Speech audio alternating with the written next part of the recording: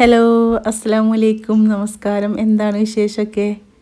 പനീർ കറി ഇഷ്ടമില്ലാത്തവരാരും ഉണ്ടാവില്ല അല്ലേ? അപൂർവം ചിലർക്ക് മാത്രം ഇഷ്ടമില്ലാത്തുള്ളൂ എന്നെപ്പോലെ. അപ്പോൾ എനിക്ക് പനീർ കറി വെച്ചാൽ ഇഷ്ടമല്ല കേട്ടോ.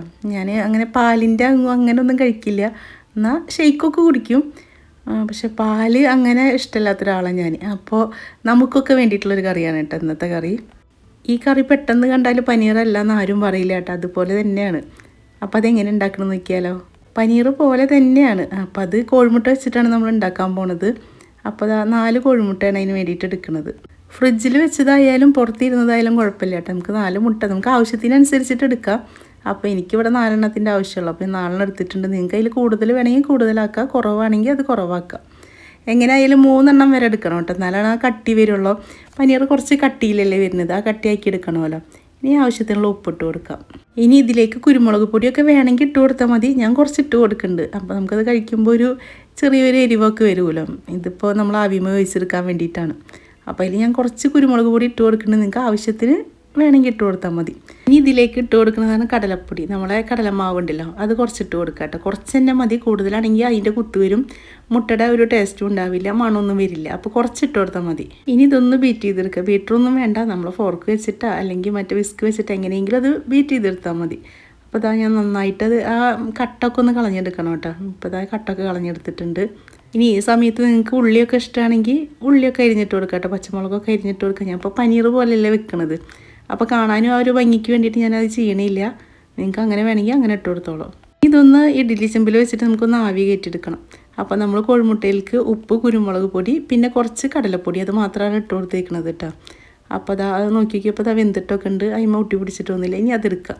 കണ്ടില്ല, അപ്പോൾ ഇതിങ്ങനെ ആയിട്ടാണ് വന്നേക്കുന്നത്. പക്ഷേ ഇതിൽ ഞാനൊരു കാര്യം ചെയ്യാൻ മറന്നു. ഈ പാത്രത്തിൽ തന്നെ കലക്കിയിട്ട് അതിൽ തന്നെ ഞാൻ ആവി കയറ്റി. ആവി കയറ്റുന്ന പാത്രത്തിൽ കുറച്ച് വെളിച്ചെണ്ണ തടവി കൊടുക്കുകയാണെങ്കിൽ അതിങ്ങനെ ഒട്ടി പിടിച്ച് തരുന്നില്ല, നമുക്ക് പെട്ടെന്ന് എടുക്കാൻ പറ്റും. ആ ഒരു ഷേപ്പ് അടിയിൽ കിട്ടിയിട്ടുണ്ടായിരുന്നില്ല. പിന്നീടാണ് ഞാൻ ഓർത്തത് ആ എണ്ണ തേച്ച് കൊടുത്തിട്ടില്ലല്ലോ എന്ന്. കണ്ടില്ലേ, അത് എണ്ണ തേച്ച് കൊടുക്കുകയാണെങ്കിൽ നമുക്ക് ശരിക്കും ആ കേക്കിൻ്റെ ഒരു ഇതിൽ പോരും. ഇത് മേലൊക്കെ ശരിയായിട്ടുണ്ട്, അടിയിൽ മാത്രമാണ് കുറച്ച് ഒട്ടി പിടിച്ചത്. ഇനി അത് നമുക്ക് മുറിച്ചെടുക്കാം. കണ്ടില്ലേ, ഇത് ആ കട്ടിയൊക്കെ വന്നിട്ടുണ്ട് കേട്ടോ. പനീറിൻ്റെ ആ കട്ടിയും അതുപോലെ തന്നെ ആയിട്ട് വന്നിട്ടുണ്ട്. അപ്പോൾ അതാ നമുക്ക് കുറച്ച് വലിയ ക്യൂബ്സായിട്ട് നമുക്ക് മുറിച്ചെടുക്കാം. അത് നോക്കി ആ കട്ടിയൊക്കെ ഉണ്ട്. കണ്ടില്ലേ, ഇതാ ശരിയായി വന്നിട്ടുണ്ട്. ഇതിൻ്റെ ഉള്ളൊക്കെ നന്നായി വെന്തിട്ടുണ്ട് കേട്ടോ. വേവാത്തതല്ല, ഉള്ളൊക്കെ നന്നായി വെന്ത് വന്നിട്ട് നമുക്കറിയില്ല കടലപ്പൊടി ഇട്ടുണ്ടെന്ന് അറിയില്ല. അതാ പറഞ്ഞ കടലപ്പൊടി കൂടുതലിട്ടാൽ നമുക്ക് കടലപ്പൊടിയുടെ ടേസ്റ്റ് വരുള്ളൂ, മറ്റേ മുട്ടയുടെ ഒന്നും അറിയില്ല. അപ്പോൾ അതൊന്ന് ശ്രദ്ധിച്ചാൽ മതി. ഇനി നമുക്ക് അതിലേക്കൊരു മസാല ഉണ്ടാക്കിയെടുക്കണമല്ലോ. ഇതാ പാത്രം ചൂടായി വന്നിട്ടുണ്ട്. അതിലേക്ക് ഞാൻ വെളിച്ചെണ്ണയാണ് ഒഴിച്ച് കൊടുക്കുന്നത്. നിങ്ങൾക്ക് ഓയിൽ വേണമെങ്കിൽ അതിലും വെക്കാം കേട്ടോ.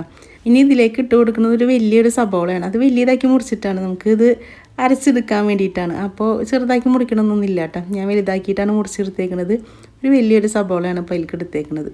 അതിലേക്ക് തന്നെ വേഗം തക്കാളി ഇട്ട് കൊടുക്കുന്നുണ്ട്. നന്നായി വഴറ്റി വരുമൊന്നും വേണ്ടത്, എല്ലാ മസാലയും കൂടി ആയിട്ട് നമുക്കത് അരച്ചെടുക്കാൻ വേണ്ടിയിട്ടാണ്. തക്കാളി ഞാൻ 1.5 തക്കാളി ഇട്ട് കൊടുത്തിട്ടുണ്ട്. ചെറിയ തക്കാളിയായിരുന്നു. അപ്പോൾ അതൊന്ന് ചെറുതായിട്ടൊന്ന് വാടി വന്നാൽ മതി, നന്നായി വാടുമൊന്നും വേണ്ട. അതിലേക്കൊരു 4 അല്ലി വെളുത്തുള്ളി ഇട്ട് കൊടുത്തിട്ടുണ്ട്. ചതച്ചിട്ടൊന്നല്ല കേട്ടോ, അങ്ങനെ തന്നെ ഇട്ട് കൊടുത്തേക്കുന്നത്. പിന്നെ ചെറിയൊരു പീസ് ഇഞ്ചിയും കൂടി ഇട്ട് കൊടുത്തിട്ടുണ്ട്. ഇനി ഇതൊന്ന് നമുക്ക് ഇളക്കി കൊടുക്കാം. നന്നായി വേവൊന്നും വേണ്ട, ഉടഞ്ഞു പോവേണ്ട. അതിലേക്ക് 2 പച്ചമുളകും കൂടി ഇങ്ങനെ നടുകീറി ഇട്ട് കൊടുത്തിട്ടുണ്ട്. ഇനി കുറച്ച് നേരം ഒന്ന് ഇളക്കി കൊടുത്താൽ മതി. ആ പച്ചമുളകും ഒക്കെ ഒന്ന് ചെറുതായിട്ടൊന്ന് വാടി വന്നാൽ മതി, നന്നായി വാടൊന്നും വേണ്ട കേട്ടോ. ഇനി ഇതിലേക്ക് ആവശ്യമുള്ള പൊടികൾ ഇട്ട് കൊടുക്കുക. ആദ്യം ഗരം മസാല പൊടിയാണ് ഇട്ട് കൊടുത്തേക്കുന്നത്. പിന്നെ ഇതാ കുരുമുളക് പൊടി ഇട്ട് കൊടുത്തിട്ടുണ്ട്, മഞ്ഞൾപ്പൊടി ഇട്ട് കൊടുത്തിട്ടുണ്ട്, മല്ലിപ്പൊടി ഒക്കെ ആവശ്യത്തിന് കേട്ടോ. കുറച്ച് ഇട്ട് കൊടുത്താൽ മതി. ഇതാ കുറച്ച് മുളക് പൊടി ഇട്ട് കൊടുത്തിട്ടുണ്ട്. പിന്നെ ആവശ്യത്തിനുള്ള ഉപ്പും കൂടി. അപ്പോൾ ഞാൻ അളവൊന്നും പറയണില്ല, നമുക്ക് ഓരോരുത്തരും ഒരേ അനുസരിച്ചിട്ടല്ലേ, നമുക്ക് ആവശ്യത്തിനുള്ള അനുസരിച്ചിട്ടല്ലേ നമ്മൾ ഉണ്ടാക്കിയെടുക്കുക. അപ്പോൾ ഞാനൊരളവ് പറഞ്ഞു, ആ അളവിൽ നിങ്ങൾ ഉണ്ടാക്കി ചിലപ്പോൾ തെറ്റി പോകുമല്ലോ. അപ്പോൾ പിന്നെ ഈ മസാല ഒക്കെ ഉണ്ടാക്കുന്നത് നിങ്ങൾക്ക് അറിയാമല്ലോ, അത് കാരണമാണ് ഞാൻ അളവുകളൊന്നും പറയാത്തത് കേട്ടോ. അപ്പോൾ ഇനി എല്ലാം കൂടിയിട്ട് ആ പച്ചമണം മാറുന്ന വരെ ഒന്ന് വഴറ്റിയെടുക്കാം. ഈ ഒരു സമയത്ത് നമ്മളെ കയ്യിൽ അണ്ടിപ്പരിപ്പൊക്കെ ഉണ്ടെങ്കിൽ ഇട്ട് കൊടുക്കാം കേട്ടോ. എൻ്റെ കയ്യിലുണ്ടായിരുന്നില്ല, അത് കാരണം ഇട്ട് കൊടുക്കാഞ്ഞത്. അപ്പോൾ പിന്നെ തേങ്ങ അരച്ചതിൻ്റെ ഒരു നല്ല ഗ്രേവിക്ക് നല്ല കട്ടി വരും. അപ്പോൾ ഞാൻ എൻ്റെ കയ്യിലുണ്ടായിരുന്നില്ല, അത് കാരണം ഇട്ട് കൊടുക്കാഞ്ഞത്. നിങ്ങളുടെ കയ്യിലുണ്ടെങ്കിൽ ഈ സമയത്ത് ഒരു 5-6 കൂടി ഇട്ടിട്ട് ഒന്ന് വഴറ്റിയെടുത്തോളൂ കേട്ടോ. ഇനി ഇതാ ചൂടാറി വന്നിട്ടുണ്ട്. ഇനി നമുക്കൊന്ന് അടിച്ചെടുക്കാൻ വേണ്ടിയിട്ടാണ്. വളരെ പെട്ടെന്ന് ഉണ്ടാക്കാൻ പറ്റുന്ന കറിയാണ് കേട്ടോ. നമുക്ക് രാവിലെയൊക്കെ പെട്ടെന്ന് നേരം വൈകിയ ദിവസമൊക്കെ പെട്ടെന്ന് ഈ ഗ്രേവി ഉണ്ടാക്കിയെടുക്കാം. ഇനി ഇത് അരക്കാനുള്ള ആവശ്യത്തിനുള്ള വെള്ളം ഒഴിച്ച് കൊടുക്കുക. കുറേ വെള്ളം ഒഴിച്ച് കൊടുത്തിട്ട് അരച്ചെടുക്കണ്ട, കുറച്ച് ഒഴിച്ച് കൊടുത്താൽ മതി. അപ്പോൾ ഞാൻ കുറച്ച് വെള്ളം ഒഴിച്ച് കൊടുത്തിട്ടാണ് അരച്ചെടുക്കുന്നത്. പിന്നെ നമുക്ക് വെള്ളം വേണമെങ്കിൽ ഒഴിച്ച് കൊടുക്കാമല്ലോ. അപ്പോൾ ഇങ്ങനെ ആയി വന്നിട്ടുണ്ട്. കണ്ടിട്ട് ഇപ്പോഴെന്നെ നല്ല മണം വരുന്നുണ്ട് കേട്ടോ, എല്ലാം കൂടി അടിച്ച് വന്നപ്പോൾ. പിന്നെ ഞാൻ ഇതിലേക്ക് മല്ലിയില ഇട്ട് കൊടുത്തിട്ടുണ്ടായിരുന്നില്ല, എൻ്റെ കയ്യിൽ മല്ലിയില ഇല്ലാത്തതുകൊണ്ടാണ്. നിങ്ങളുടെ കയ്യിൽ മല്ലിയില ഉണ്ടെങ്കിൽ അത് ഇട്ട് കൊടുത്തോളൂ കേട്ടോ. അതുപോലെ കറിവേപ്പിൻ്റെ ഇല ഞാൻ ഇപ്പോൾ ഇട്ട് കൊടുത്തിട്ടില്ല, അത് ഇട്ട് കൊടുത്താൽ ഇങ്ങനെ ആ ഇലയുടെ ഒരു ഇതായിട്ട് കിടക്കുമല്ലോ. അപ്പോൾ അത് കാണാൻ എനിക്ക് ഇഷ്ടമില്ലാത്ത കാരണമാണ് ഞാൻ ഇട്ട് കൊടുക്കാഞ്ഞത്. നിങ്ങൾക്ക് കുഴപ്പമില്ലെങ്കിൽ അരക്കണ സമയത്ത് കുറച്ച് കറിവേപ്പിൻ്റെ ഇലയും കൂടി ഇട്ട് കൊടുത്തോളൂ. അപ്പോൾ അത് ആ ചട്ടിയിലേക്ക് തന്നെ ഒഴിച്ചിട്ടുണ്ട്. പിന്നെ ഞാൻ കഴുകാനൊന്നും ഒന്നുമില്ല, നമുക്കിത് ഉണ്ടാക്കിയെടുക്കാനുള്ളത് തന്നെയല്ലേ. അപ്പോൾ ഇതുണ്ടാക്കിയ മസാല തന്നെയല്ലേ ആ പാത്രത്തിൽ, അപ്പോൾ അതിലേക്ക് തന്നെയാണ് ഒഴിച്ച് കൊടുത്തത്. പിന്നെ അത് ആ ജാറും കഴുകിയിട്ട് കുറച്ചും കൂടി വെള്ളം ഒഴിച്ച് കൊടുത്തിട്ടുണ്ട്. അപ്പോൾ നോക്കിയപ്പോൾ കുറച്ച് ഉപ്പിൻ്റെ കുറവുണ്ടായിരുന്നു, അപ്പോൾ അത് ആ ഉപ്പും കൂടി ഇട്ട് കൊടുത്തിട്ടുണ്ട്. ഇനി ഒന്ന് തിളച്ച് വരട്ടെ. അപ്പോൾ എൻ്റെ വീഡിയോ ആദ്യമായിട്ട് കാണുന്നവരാണെങ്കിൽ, നിങ്ങൾക്ക് എൻ്റെ വീഡിയോ ഇഷ്ടപ്പെടുകയാണെങ്കിൽ, സബ്സ്ക്രൈബ് ചെയ്യാതെ കാണുന്നവരാണെങ്കിൽ ഒന്ന് സബ്സ്ക്രൈബ് ചെയ്യൂ കേട്ടോ. അതുപോലെ ബെല്ലൈക്കൺ ഓൺ ആക്കി വെക്കുക, ലൈക്ക് ചെയ്യുക, ഷെയർ ചെയ്യുക, കമൻറ്റ് ചെയ്യുക. എൻ്റെ വീഡിയോയിൽ എന്തെങ്കിലും മാറ്റങ്ങൾ വരുത്തണമെങ്കിൽ അത് നിങ്ങൾ കമൻറ്റിൽ പറഞ്ഞോളൂ കേട്ടോ. പിന്നെ ലെങ്ത്ത് കുറയ്ക്കണോ കൂട്ടണോ അങ്ങനെ എന്തെങ്കിലും ഉണ്ടെങ്കിൽ അതും കൂടിയും പറഞ്ഞോളൂ, വീഡിയോയുടെ ലെങ്ത്ത് കുറയ്ക്കണമെങ്കിലും കൂട്ടണമെങ്കിലും. അപ്പോൾ അതാ കുറച്ചും കൂടി കറിവേപ്പിൻ്റെ ഇല ഇട്ട് കൊടുത്തിട്ടുണ്ട്. ഇനി നമുക്ക് ആ മുട്ട നമ്മൾ വേവിച്ച് വെച്ചിട്ടുണ്ടായിരുന്നല്ലോ, അപ്പോൾ അത് ഇട്ട് കൊടുക്കുക. അപ്പോൾ ഞാൻ ഇപ്പോൾ ഇട്ട് കൊടുത്ത് ഞാൻ പറഞ്ഞില്ല, അതിൽ കുറച്ച് അടി പിടിച്ചിട്ടുണ്ടായിരുന്നു എന്ന്, നമുക്ക് ആ ഷേപ്പിൽ കിട്ടിയില്ല എന്നുള്ള. അപ്പോൾ അത് ചെറിൻ്റെ എടുത്തിട്ട് അതും കൂടി ഇട്ട് കൊടുത്താൽ കേട്ടോ. ഫുഡല്ലേ നമുക്ക് വേസ്റ്റ് ആക്കാൻ പറ്റില്ലല്ലോ. അപ്പോൾ ഈ കറി ഇങ്ങനെ കിടക്കണം കാണുമ്പോൾ തന്നെ നമുക്ക് പനീർ കറി തോന്നുന്നുണ്ടല്ലേ. എനിക്ക് പനീറും പനിനീറും തെറ്റിപ്പോവും, പെട്ടെന്ന് പനിനീറെന്ന് പറഞ്ഞിട്ടാണ് വരിക. ഇപ്പോൾ ഇതാ കണ്ടില്ലേ, ഇത് അതിലേക്ക് ഇട്ട് കൊടുക്കുമ്പോൾ ആ കറി പോലെ തന്നെ ഉണ്ട് അല്ലേ. ഇനി ഇതൊന്ന് നന്നായി ഇളക്കി കൊടുക്കുക. ആ മുട്ടയിലേക്ക് ആ മസാലകളെല്ലാം പിടിച്ച് വരണമല്ലോ. അപ്പോൾ കുറച്ച് നേരം നമുക്കൊന്ന് അടച്ച് വെച്ചിട്ട് അത് വേവിച്ചെടുക്കാം. അതിലേക്ക് മസാല പിടിക്കണ വരെ കേട്ടോ. മറ്റേതൊക്കെ വെന്ത് വന്നതാണ്, നമുക്ക് മസാല കുത്തൊന്നും ഉണ്ടാവില്ല. അപ്പോൾ എന്നാലും ഇത് ഒരു 2-3 മിനിറ്റ് ഒന്ന് കിടന്ന് തിളച്ചോട്ടെ. അപ്പോഴത്തേക്കും ഈ മുട്ടയിലേക്ക് ഈ മസാല ഒക്കെ ഒന്ന് പിടിച്ച് വരണമല്ലോ. അപ്പോൾ ഇന്ന് മുട്ടക്കറി വെച്ചിട്ട് മടുത്തവരാണെങ്കിൽ ഈ ഒരു കറി ഉണ്ടാക്കി നോക്കി നോക്കും കേട്ടോ. നമുക്ക് ചപ്പാത്തിയിലേക്കൊക്കെ അടിപൊളിയാണ്. ഞാൻ ചപ്പാത്തിയിലേക്കാണ് ഇത് ഉണ്ടാക്കാറുള്ളത്. ഈ ചപ്പാത്തി എന്നല്ല, വെള്ളപ്പത്തിലേക്കായാലും നൂൽപുട്ടിലേക്കായാലും പത്തിരിയിലേക്കായാലും എല്ലാറ്റിലേക്കും ഈ കറി പോകും കേട്ടോ. അപ്പോൾ ഒന്ന് ഉണ്ടാക്കി നോക്കി നോക്കും, ഇതുപോലെ തന്നെ ഉണ്ടാക്കി നോക്കി നോക്കും.